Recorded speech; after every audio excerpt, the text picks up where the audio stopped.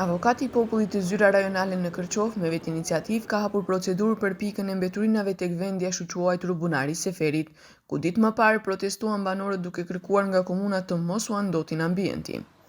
Ylber Rufati, zëvendës i avokatit të popullit, shkruan se ka kërkuar nga komuna e Kërçovës dokumentacionin e plot për rastin në fjalë. Ky veprim institucional vjen pas informacioneve dhe shqetësimeve të shprehura nga qytetarët e lagjës Reshtan, Pashina e Përme, fshati Trapqindoll-Llapqindoll, si dhe nga qytetarë të tjerë dhe përfaqësues të shoqërisë civile, të cilët kanë ngritur dilema serioze lidhur me ndikimin e mundshëm të këtij projekti në mjedis, shëndetin publik dhe cilësinë e jetës.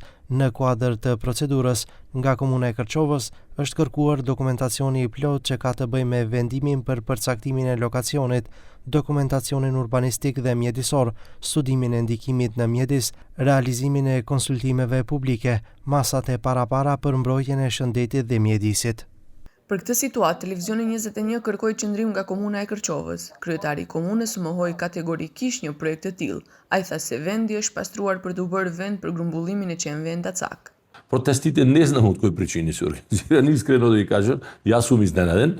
Ние таму упативме на машина која требаше да расчисти на државна парцела, на која што може, да кажам ексклузивно да речем, би можело на таа парцела да се изгради ова прифатилиште за кучиња. Меѓутоа, во долг разговор со урбанистите во општина Кичево, неколку наврати, неколку посети на тоа место се наоѓа во една дупка и мислам дека одрашта ни оддалечено воздушно, некаде околу 4 до 5 километри, а исто така и од најблиското сел Llapqindoll или Trapqindoll ми се чини дека 3 до 4 километри оддалечено.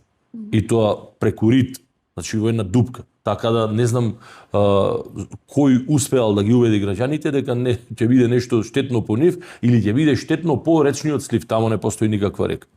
Значи тука нема речен слив. Nga zyra e avokatit të popullit me vetë iniciativë kanë hapur edhe një procedurë për situatën me vrishimet në Kërçov, duke ngritur dyshimin se kjo situatë ndodh për shkak të mangësive sistematike të menaxhimit të kanalizimit atmosferik dhe mosmirëmbajtjes së shtretërve të lumenjve.